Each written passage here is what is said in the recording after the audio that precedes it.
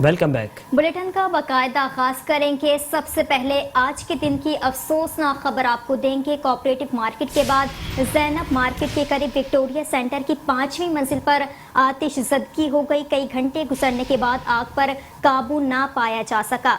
स्नार्कल और 6 fire brigade की गाड़ियों की मदद से आग बुझाने की कोशिशें की जा रही हैं। आग लगने से लाखों रुपए का सामान जल गया है।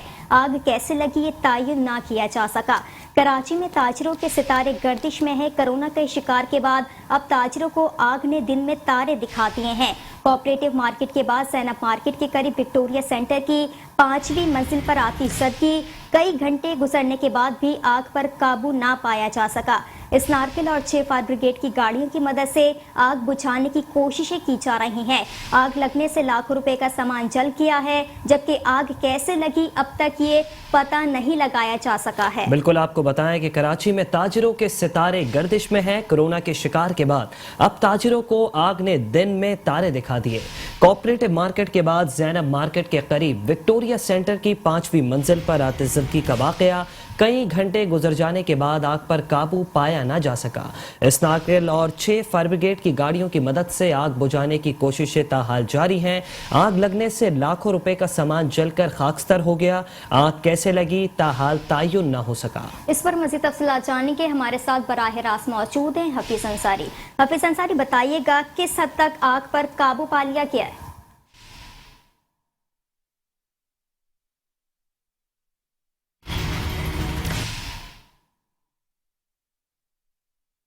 तो देखें, शहर कराची के अंदर इस वक्त देख रहे हैं कि हम मुख्तलिफ मार्केटें आग के लिपेट में नज़र आ रही हैं। अभी 3 रोज़ कब का ही वाक़या है कि कोऑपरेटिव मार्केट में जो आग लगी थी उसके अभी असरात ख़त्म नहीं हुए थे। उसके मुतासरीन के आंसू अभी जो है बह रहे थे, लेकिन उससे साथ ही चंद कदम के बाद अब ये विक्टोरिया सेंटर जहाँ पर ज़ैनब मार्केट से मुतसिल ये मार्केट है, इसके 5वीं मंजिल पर गोदाम में आग लग गई। और इस आग लगने के बाद कई घंटे के बाद भी हम ये देख रहे हैं कि अंदर आग लगी हुई है, जबकि जो फायर ब्रिगेड के चीफ ऑफिसर हैं मोबिन, तो उनका ये कहना है कि आग पर काबू पा लिया गया था। चंद घंटों के बाद ही जब ये वजाहत की गई है कि उनसे कि अब भी वक्फे वक्फे से आग नज़र आती है, तो उनका ये कहना है कि आग एक बार जब बुझ जाती है तो उसको हमारे ज़मरे में यही कहा जाता है आग पर काबू पा लिया गया, आग बुझ गई है। लेकिन कूलिंग के अमल के दौरान जब आग भड़कती है तो वो कूलिंग के अमल में ही शामिल की जाती है। तो यूँ कूलिंग का अमल जारी है और वक्फे वक्फे से मुख्तलिफ जगह जो है आग भी देखने में आ रही है। ये 5वीं मंजिल पर गोदाम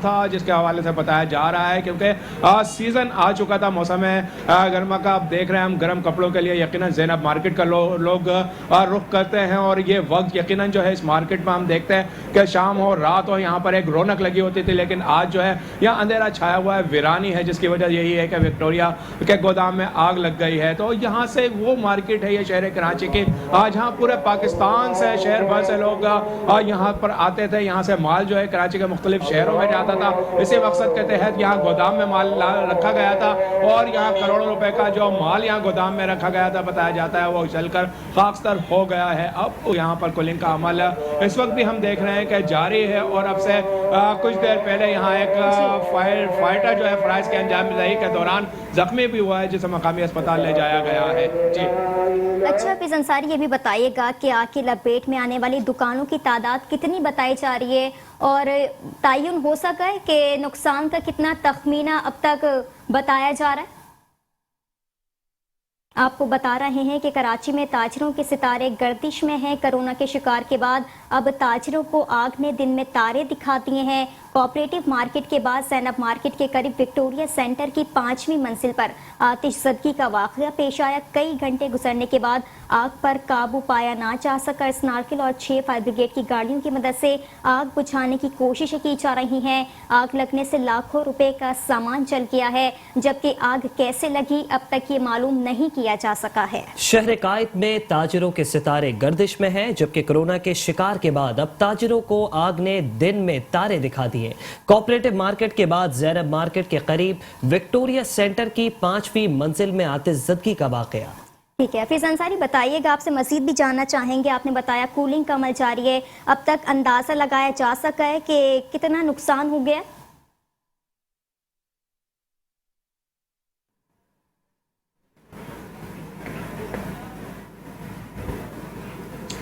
जी हाँ, देखिए जैसे कि ये ज़ैनब मार्केट एक मशहूर है पूरी दुनिया में, पूरे पाकिस्तान में, कि जब भी ख़ास तौर पे गर्मी हो या सर्दी हो, एक सीज़न के दौरान जो है यहाँ पर माल आता है, बैरून मुल्क से माल यहाँ पर लाया जाता है, कंटेनर्स के ज़रिए यह माल लाया जाता है। और अब भी 2 रोज़ कबल बताया जाता है कि तकरीबन 3.5 करोड़ का एक ही शख्स का यहाँ माल लाया गया था, जो कि अब जलकर खाकतर हो चुका है। यूँ इसी तरह यहाँ 6 गोदाम है, जिसमें मुख्तलिफ गोदामों में सर्दी के कपड़ों के, गर्म कपड़ों के हवाले से जो यहाँ पर माल ला के रखा गया था, और चंद रोज़ के बाद यहाँ से दूसरे शहरों में भेजा जाता है, या दुकानदार जो नीचे हैं उन दुकानों का माल भी उन गोदामों में रखा होता है। यकीनन जब दुकानों से जो है दुकानें खाली होती हैं, तो गोदाम से लाकर माल जो है वो इन दुकानों में रखा जाता था।